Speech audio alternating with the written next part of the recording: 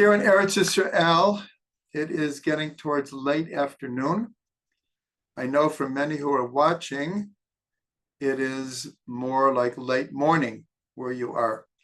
The energies on Tisha B'Av between the morning and afternoon are very, very different. The morning is still, here's a play on words, it's still deep mourning, but with a mourning.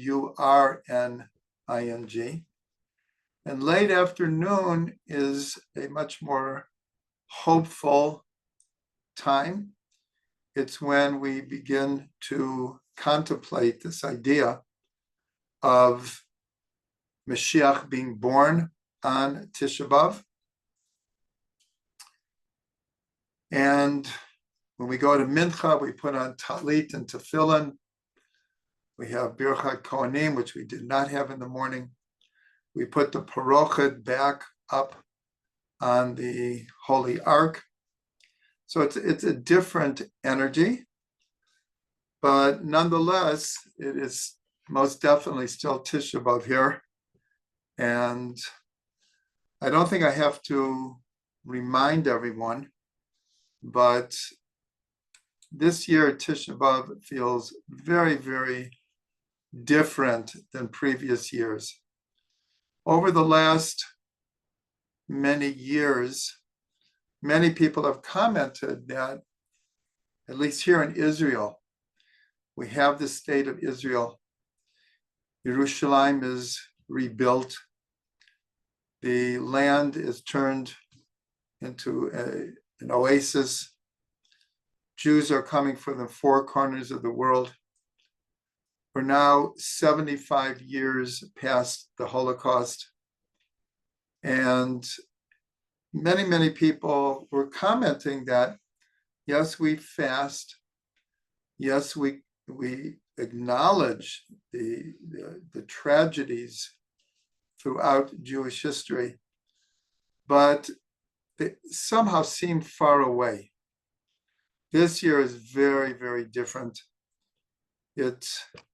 I was just listening to Shlomo Katz, and he said this year is the whole Tisha B'Av is one big kina. Kina is the name of the special poems that we read on Tisha B'Av.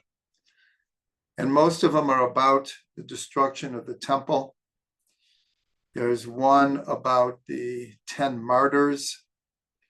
There's one about the Crusades, but it's mostly about the destruction of the two temples. In the last generation, one or two keynote were written for the Holocaust. This year, there's been a number of attempts to write a kina called Kinat Be'eri. Be'eri is one of the yeshuvim, one of the settlements that got hit the hardest on October 7th.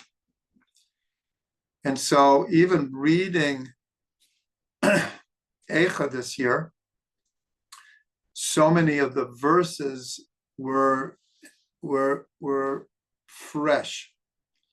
We're like so real, so contemporary that it didn't take a lot to pull the heartstrings this year. So what we want to do in the hour that we have is we want to sing some of the songs, all of them nigunim from Reb Shlomo. He made up many different songs for from Eicha. So they're all very heartfelt. So we'll sing some songs. I'll give over a little bit of Torah, but I mostly want to tell stories. I had the great privilege to do 12 Tisha B'Avs with Reb Shlomo. And most of the time he would tell stories from the Holocaust, stories from the wars in Israel, Reb Shlomo was always one of the first on the plane anytime there was a war here. And he would go to the front, and then afterwards he would go to the hospitals where the wounded soldiers were. So he had many, many stories from the Talmud about the destruction of the temple. So we're going to sing a little bit, tell some stories, and a few insights to Tisha B'Av. So I want to start with one of the songs. If you go online and you get from Tisha B'Av from this year, last year, previous years, many of the songs that we're singing are sung all over the world to the words that come from Echad, Reb Shlomo's Nigunim. So the first one is Shivchi Kamayim Libech Nochach Pnei Hashem. Let your heart pour out tears like water. Nochach Pnei Hashem, right before Hashem. In other words, our prayers are, we know that the word Yisrael, if you change the sin, the letter shin from a sin to a shin, it's Yashar Kel, straight to God. So that's what it means. Nochach Pnei Hashem, that we're pouring out our heart in tears right before you, God. Many of you know these nigunim. Please feel free to sing along. I am going to mute everyone though, but in your own place, please sing along. I'll sing the nigun first. I, die, die. Di, die, die, die, die, die, die, die, die, I, die, die, I, die, die. I, die, die, die,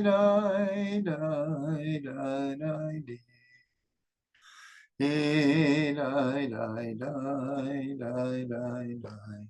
I have to tell everyone, this is after a whole fast and doing a lot of singing last night. My voice is hardly there, but I'm doing my best. Shivchi kamayim kamayim nochach pnei Hashem.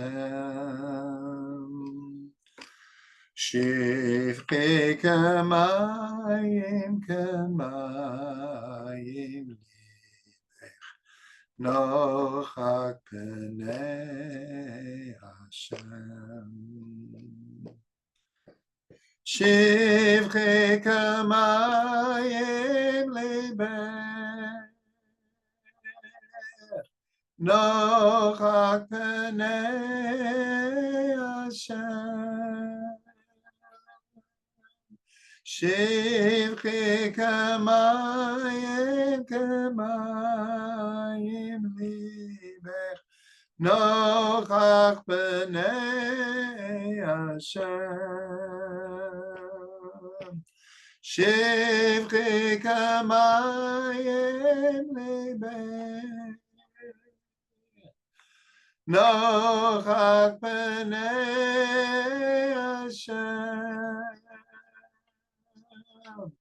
Shivchi kamayim kamayim libech nochach pnei Hashem. I, die, die, die, die, die. I, die, die, die. I, die, die, die, die, die, die.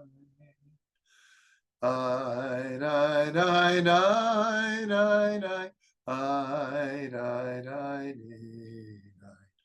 I, I, I, I, I, I. Oy shivchi kamayim libech, nochak b'nei Hashem. Shivchi kamayim libech, nochak b'nei Hashem. Ay, ay, ay, ay, ay, ay, ay, ay, ay, ay, ay, ay, ay, ay,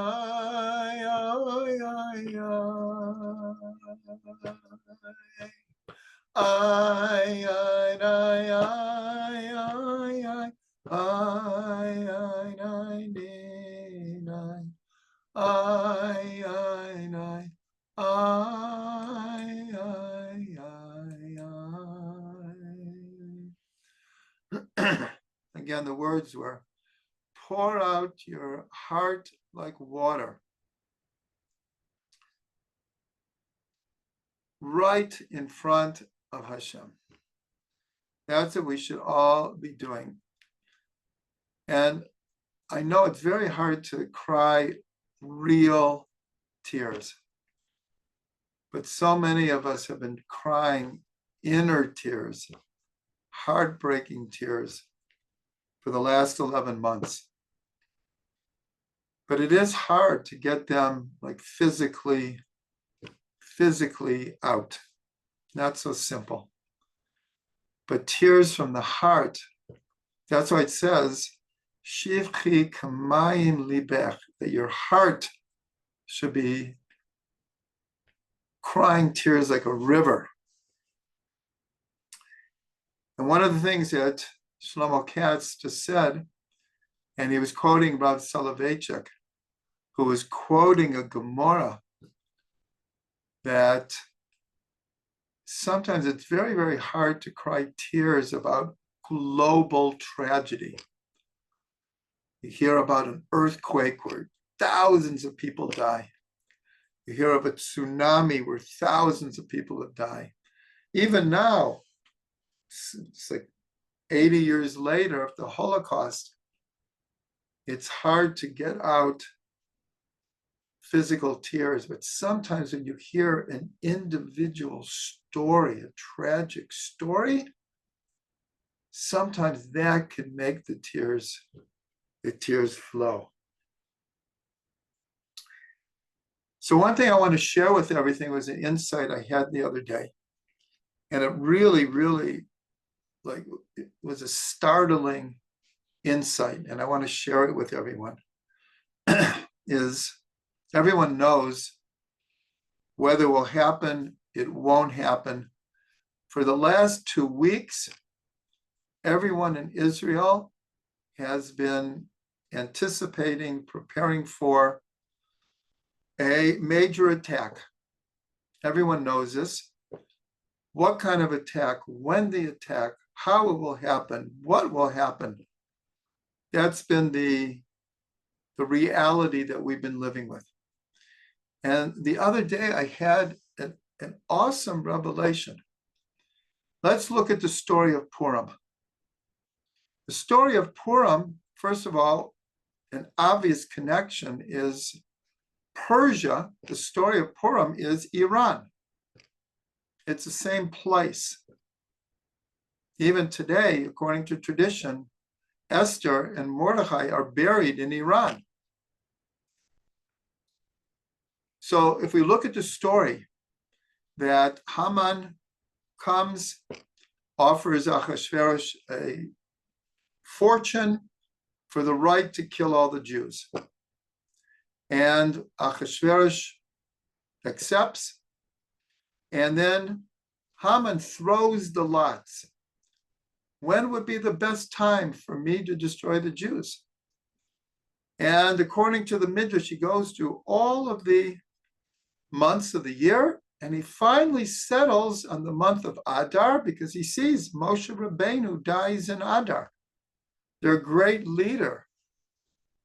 And he picks the 13th of Adar, the 13th of Adar, for the following year. In other words, many months later. And Achashverosh sends out a decree that everyone who hates the Jews, this date has been chosen. That's when you can do it. Get prepared. Haman gets all of his forces. They are preparing to launch a war on the Jews on the 13th of Adar.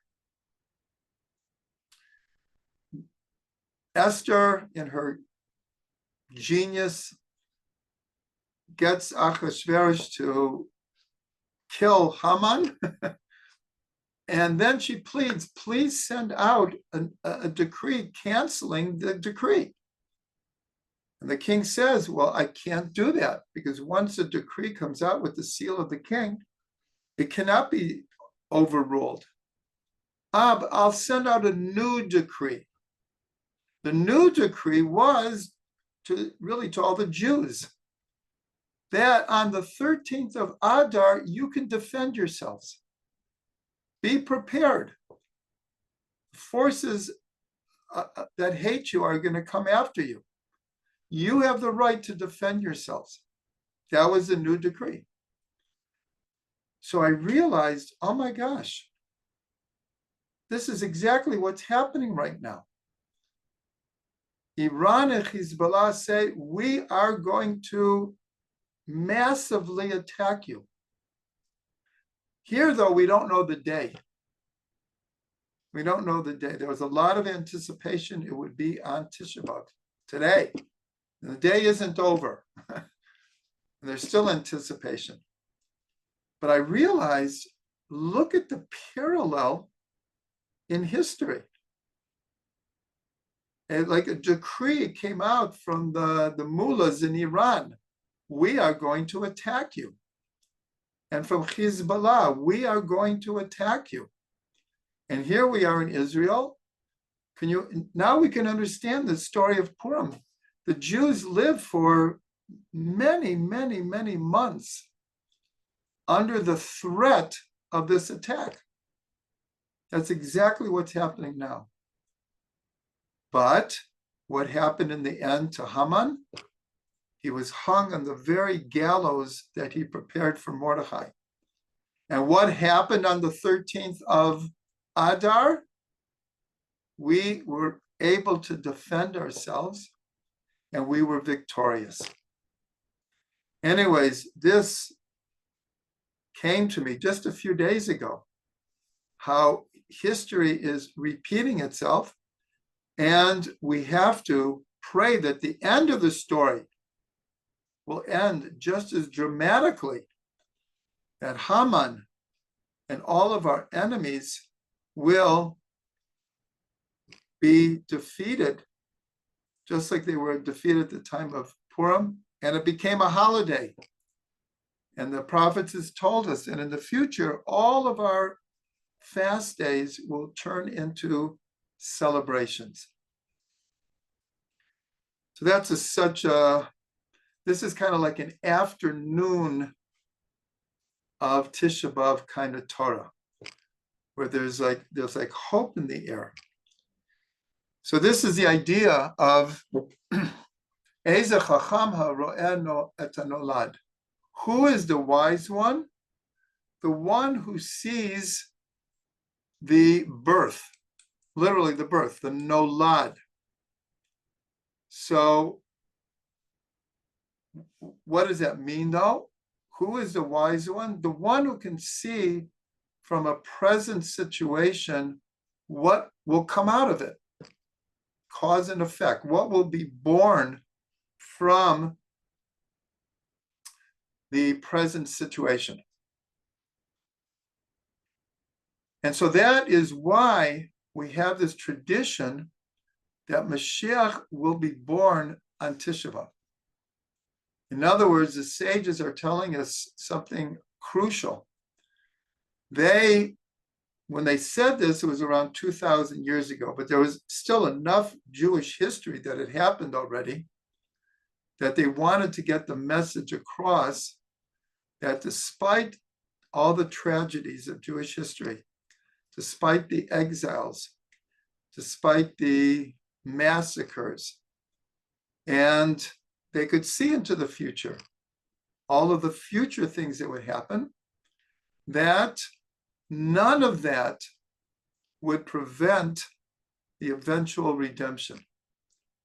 And not only that, but from the exile will come the redemption. As we've discussed many times, that the word for exile, gola, is the exact same letters as geula, as redemption, except geula has an aleph. And this is what it means, Eit Sarah hi Yaakov, umimena yivashea. It is a time of sorrow, of tragedy for Yaakov, but from it, a salvation will come. So the simple understanding is we have exile, and eventually we'll have redemption. But the deeper meaning of this verse, Eit Sarah hi Yaakov umimena yivashea, and from it will come the salvation, meaning that from the exile itself, from the Holocaust itself, from the massacres itself will come the redemption. Just like 3 years after the Holocaust, the state of Israel was reborn. There's no way to separate these two dates. It's not a justification. The Holocaust is a mystery. It's not a justification, but nonetheless, it's an obvious connection. And right now, we are anticipating, expecting a redemption to come out of the horrible events of October 7th. Okay, with whatever voices out, I just want to mention people who came on later, you're welcome to put in chats today, but I have to leave right after this broadcast. I will not be able to go through the chats like we usually do, and there will not be a discussion. But you're welcome to share chats. Everyone else can look at them, but I myself will not be able to deal with them. Another verse that comes from Eicha, if anyone wants to look, it's in the 3rd chapter, the 22nd verse. 3rd chapter, 22nd verse is one of the verses that Reb Shlomo made up a nigun to it. But this verse was also a verse that was sung during the Holocaust in the camps. And the context, obviously the whole book of Eicha is a tragic picture of the times that Jeremiah lived through. And the 3rd chapter, the original Eicha, I just want to mention something that maybe many of you know, but many of you may not know. When you read the book of Eicha, it's read as if the events being described have already happened. And Jeremiah is describing the horrific events around the destruction of the first temple and how it affected all of the people who were living through it. But we see in the book of Jeremiah itself, he wrote the book of Eicha, Lamentations, 20 years before the destruction of the temple. And he wrote it as a warning that people should see that if you don't change your ways, this will be the result. And he took this, he was actually thrown in jail already for predicting the destruction of the temple. His scribe, Baruch, took it to the king, but it was only the first, second, and fourth chapters of what we call the Book of Lamentations. And he read it to the king. The king was so outraged because, wow, everything's going good here. What do we need these prophets of doom for? And he actually took it and he burned it.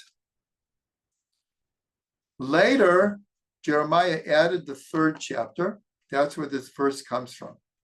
But the whole book is a tragic book. But this verse in the middle of all of these tragic events, and Jeremiah turning to God, really saying, like, how could this happen? Says, Chaste Hashem ki lo tamnu, ki lo chalu rachamav. The mercies of God, they never end, and his compassion will never stop. Now, this is really astounding in the context that Yirmiyahu is giving over this, but also during the Holocaust, people in the camps witnessing the most inhuman suffering that we can't even get our heads around, they would also sing this song. So this is Reb Shlomo's niguning, some of you might know. And the story is that Reb Shlomo died with the words of this song on his lips. Many of you know that he died in a plane, and he was sitting there, and a Rebbitzin, a Hasidic Rebbitzin, recognized him and asked him to sing a nigun. And Reb Shlomo, I don't know if she asked for this particular nigun, but this is the nigun that Reb Shlomo was singing. In the middle, he had a heart attack, and he died on the spot. This is like such an awesome, awesome story. Chazdei Hashem li. No. Wait, give me a second. This is the nigun from the camps. The one I'm going to sing is not Reb Shlomo's. It's the one from the camps. Chazdei Hashem ki lo tamnu, ki lo chalu rachamav.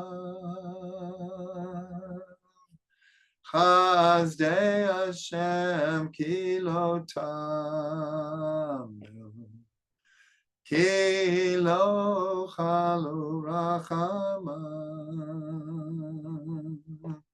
Chazdei Hashem ki lo tamnu, ki lo chalu rachamav. Chazdei Hashem ki lo tamnu, ki lo chalu rachamav. I explained to people before, my voice is shot. I'm really sorry. It is shot, and I can't drink any water to help me. Anyways, I'm going to try it one more time. Chazdei Hashem ki lo tamnu, ki lo chalu rachamav.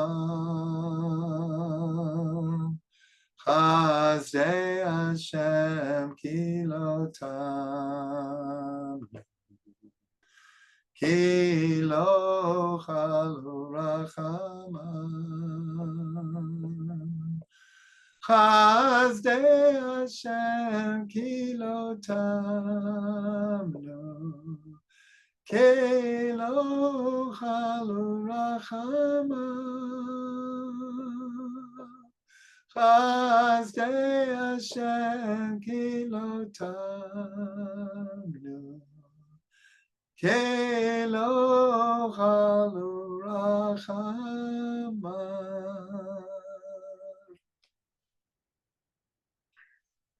Okay, I want to tell a few stories. This story I'm going to tell comes from, I think, Hasidic Tales of the Holocaust, a well-known book. And if not, it comes from Small Miracles of the Holocaust, one of those two books. I can't remember right now. But the awesome story is, it's about a story that happens on Simchat Torah. And everyone knows that October 7th was on Simchat Torah.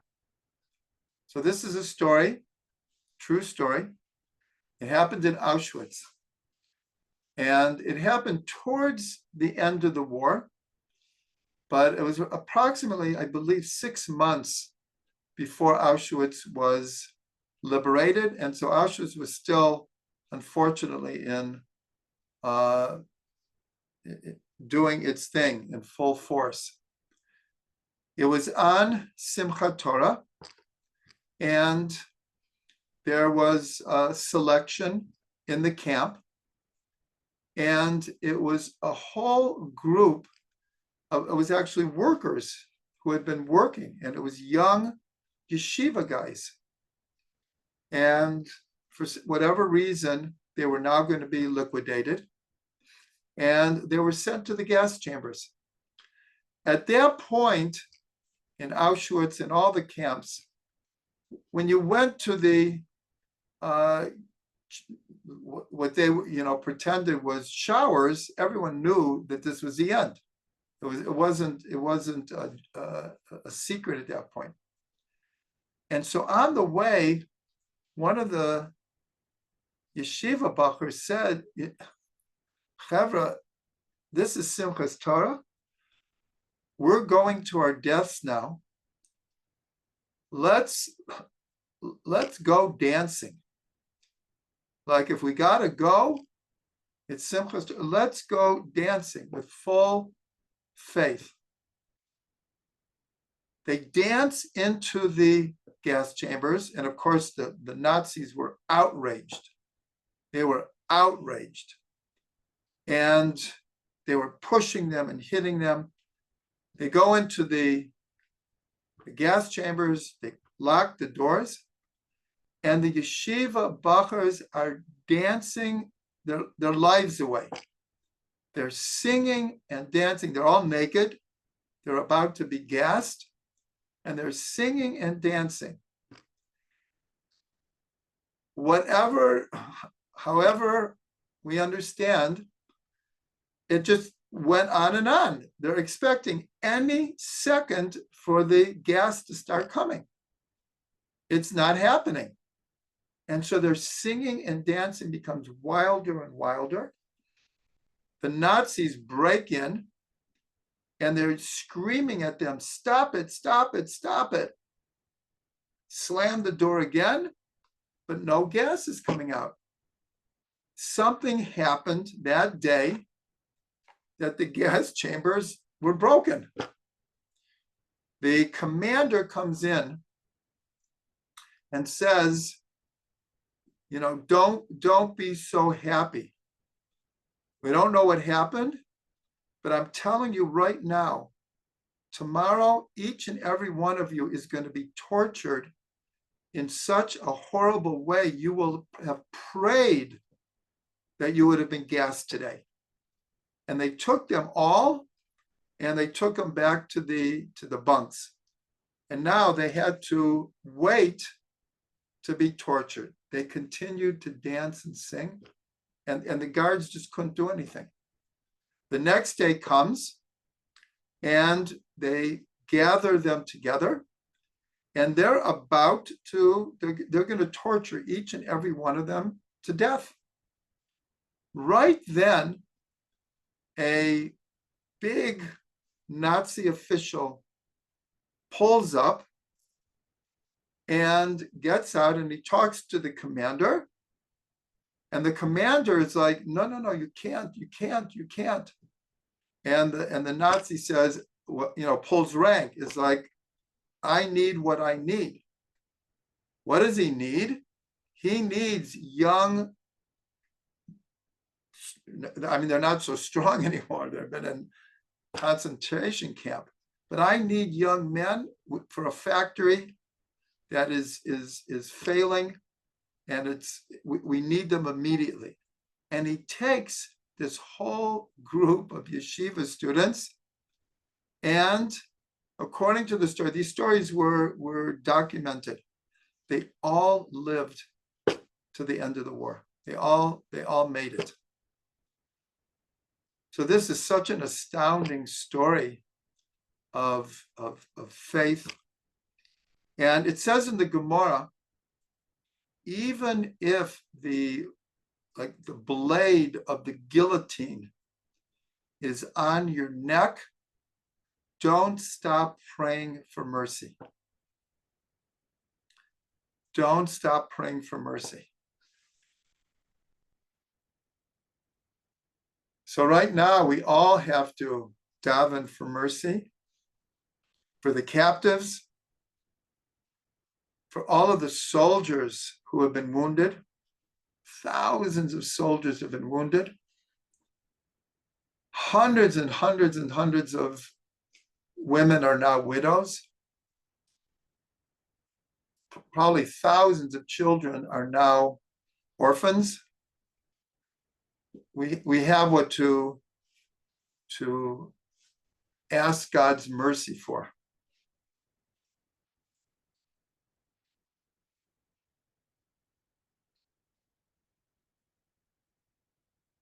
I want to tell another story. This is one of my favorite stories. And I heard this from a person who heard it from the person it happened to. And I heard it from my good friend, Josh Ritchie. Some of you who are watching might know him. And it happened that my family and I were in Los Angeles for Shabbat, going back 30 years.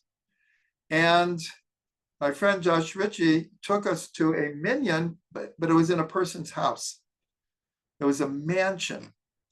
And the minyan was happening in his library, which was as big as a synagogue. And the reason it was happening in his house is that day, his granddaughter was having Sheva Bracha. She had just been married, and they invited the entire community for a huge kiddush. Hundreds and hundreds of people came for the minyan and the kiddush. And my friend Josh Ritchie told me the story of the person whose house it was at. His name was Rabbi Reuben. And his story was this, I'm going to tell it in short, that he was in one of the death camps. He was a yeshiva student from a very frum home. He was in one of the camps. It's at the end of the war. The Russians are coming from one direction, the Allies from the other. And at this point, the Germans are trying to hide everything they had done. And there were, in all of the camps, these death marches. In other words, they wanted to take the inmates out of the camps. Many of the camps were mostly burned to try to cover up the evidence. And in these death marches, no one could stop. If you stop, you're shot. People had dysentery. People hadn't eaten in days. People were just literally dropping. If you drop, you're dead. And this Rabbi Reuben, who was obviously much younger then, is on one of these death marches. And people are dying all around him. And he himself is starting to lose koach. He had made it through the worst of the worst, and he wanted to live, but he was at the end. And every step he was taking, he didn't know how he would continue. he was starting to say his last prayers, and he was just going to lay down, and either he would be shot or he would just die there anyways. It was in the winter, and they had no clothes, they had no shoes. It was not to be believed. And so he's praying to God, please give me the strength, but the strength isn't coming. And finally, it's like he is literally about to just drop. And at that moment, a thought comes to him. And he turns to God and he says, Rabbanu Sha'olam, Master of the world, I have no more strength. I can't go on.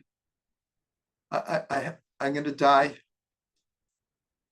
But there's a law that if you know that you're about to die, you say the Shema. And I know I'm about to die. But I also know the law that you can't say the Shema if your body and clothing are soiled. His body was completely soiled. He had dysentery, diarrhea. He said, Rabbanu Shalom, I'm ready to die, but I refuse to die without saying the Shema. And I can't say the Shema in the state I'm in.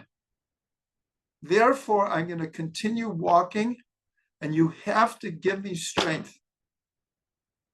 And he continued walking, and he made it. And he told my friend this story. Every time I tell this story, I get choked up. Reb Shlomo used to say, there's God miracles and there's Jew miracles. What is a God miracle?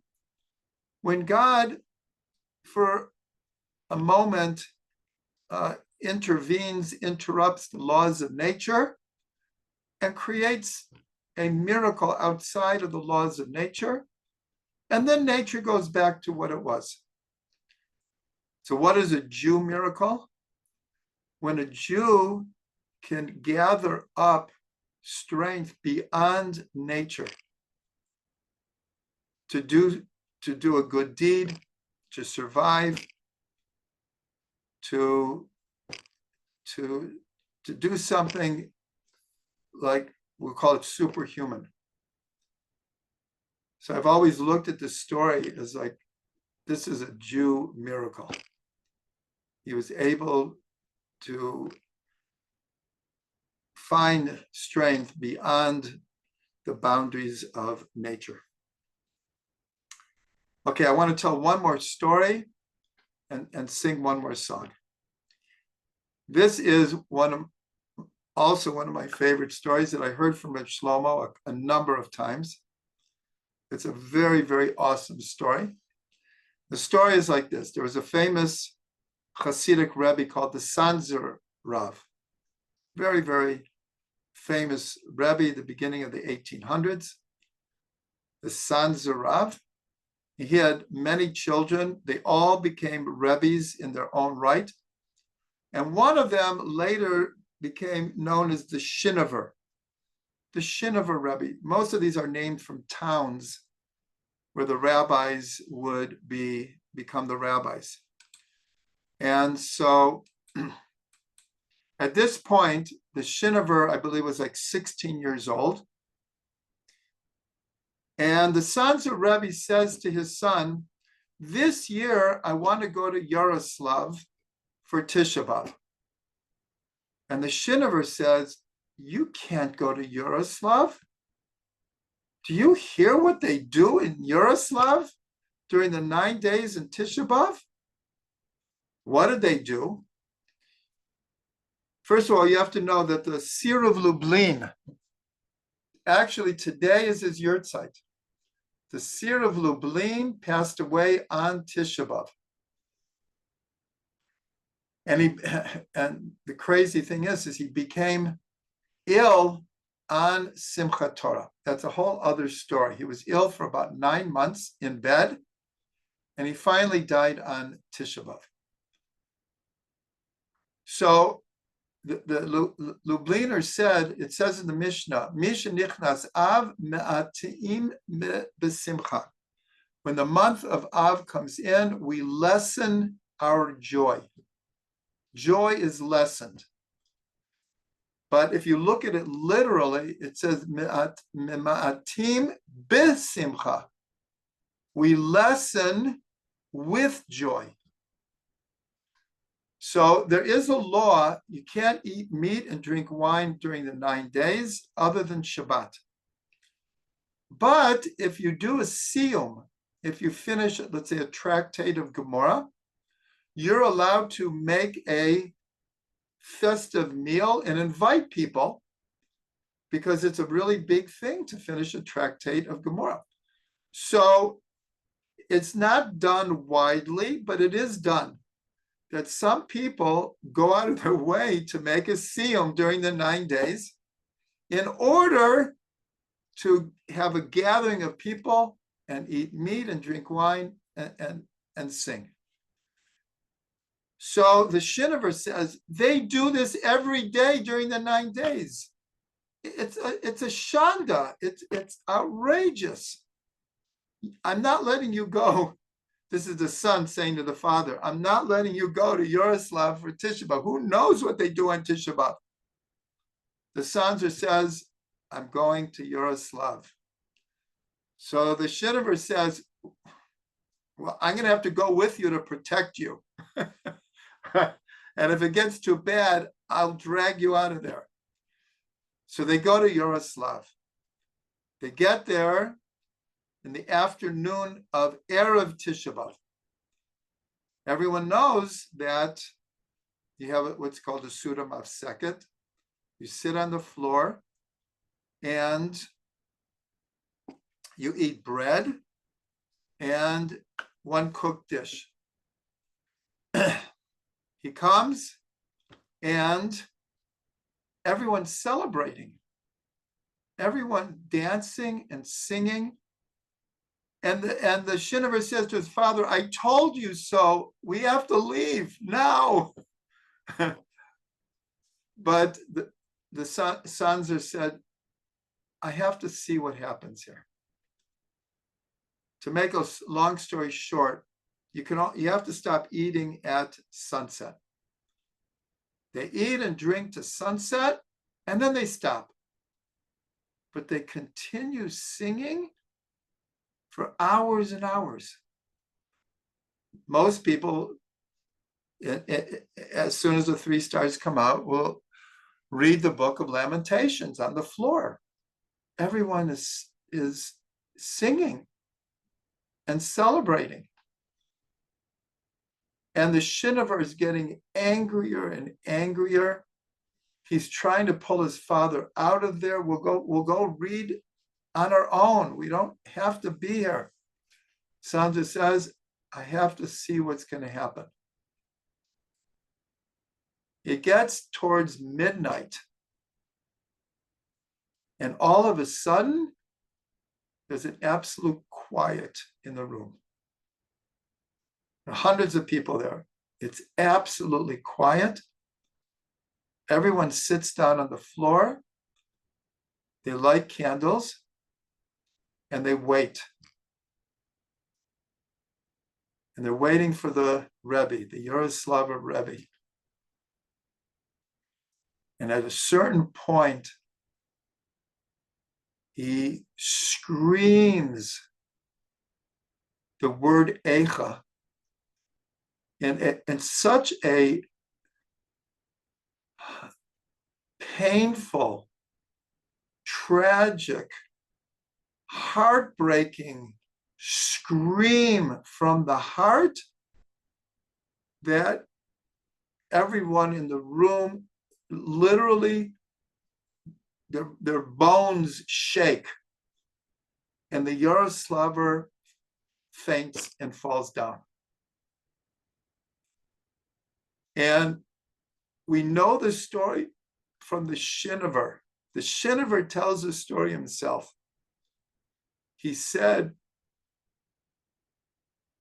he ran over to where the Rebbe was laying on the ground. And he said, my tears fell onto his face.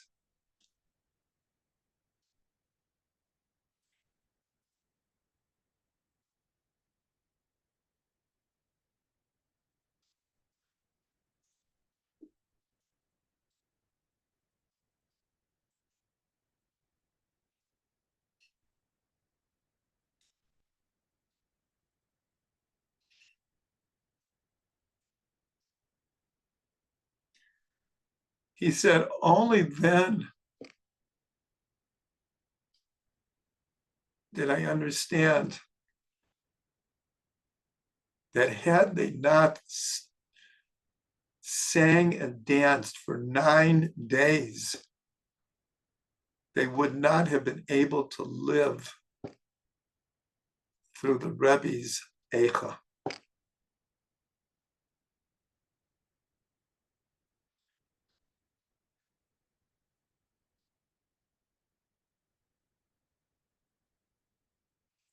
Every time I tell the story, I can barely get it out.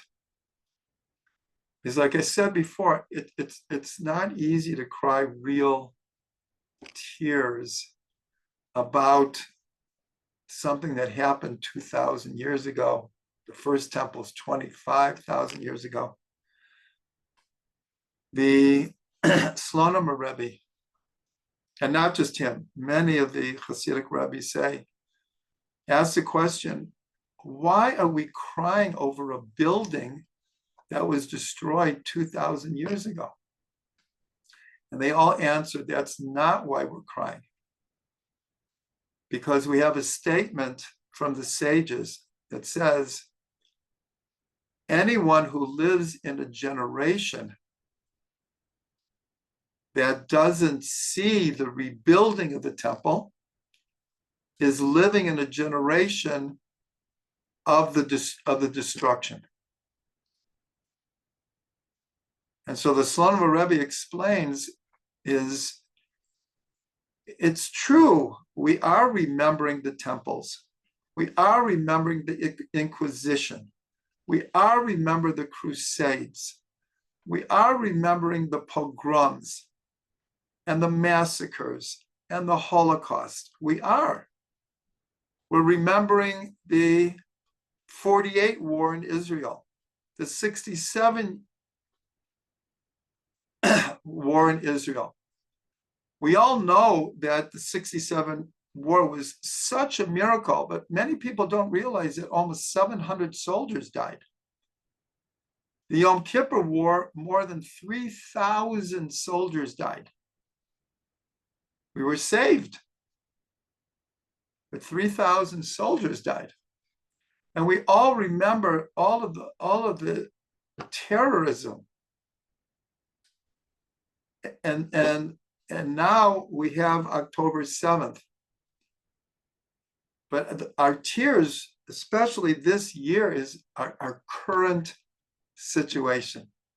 We're crying because obviously we're not on the level yet for the temple to be rebuilt. We're not on the level yet for there to be total peace in the world. That's what we're crying about. That's what we're crying about. When the Yaroslaver screamed Eicha, I'm sure he had everything, all of that in mind, but most likely he was like, what are we doing here in exile? What are we doing? We're at the mercy of the nations. Any second could be a pogrom here. That's what he was screaming out. And here right now, any moment, who knows what's about to happen?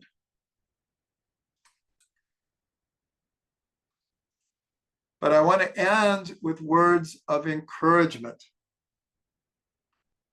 And the words of encouragement is, we should all believe the Emunah Shalema b'Biat HaMashiach, v'af al pi she'yitmameh, no matter how long it takes, we will never, ever, ever give up our belief, and not just our belief, our absolute knowledge that redemption will come to Israel, will come to the world, our absolute faith that what is happening in Israel right now, the ingathering of the exiles, the rebuilding of the land, almost a majority of Jews living in Israel for the first time in 2,500 years, the land turning green, Israel being the Silicon Valley of the world, the research center of the world. So many advances are coming out of Israel. The beginning of the Abraham Accords. The train has left the station to Geula. There is no stopping the train. How many stops along the way? We don't know. How long the trip till we get there? We don't know. But we know the train has left the station. We have to believe that with Emunah Shalema, with total faith. So now, because I do need to get to Mincha, let's sing together. I am actually going to unmute everyone. Anyone who wants to sing along, it will probably be a balagan, but the end of Eicha, this tragic Lamentations, ends on a high note and a prayer. Hashivenu Hashem elecha v'nashuva chadesh yameinu kekedem. Turn us, God, to you, and we will return. Renew our days as days of old. I want to add to this. We don't want to just renew our days as old. We want an or chadash. Amen. We want something new. We want Mashiach. We want redemption. We want God to reveal his light and love in the world like never before. We want to fulfill what Isaiah said, Malah ha'aretz de'ah Hashem kamayim yam mechasim, that the knowledge of God will cover the earth like the waters cover the sea. We want something new, an or chadash. Or chadash al Tzion ta'ir v'nizke kulanu bimheira in our day.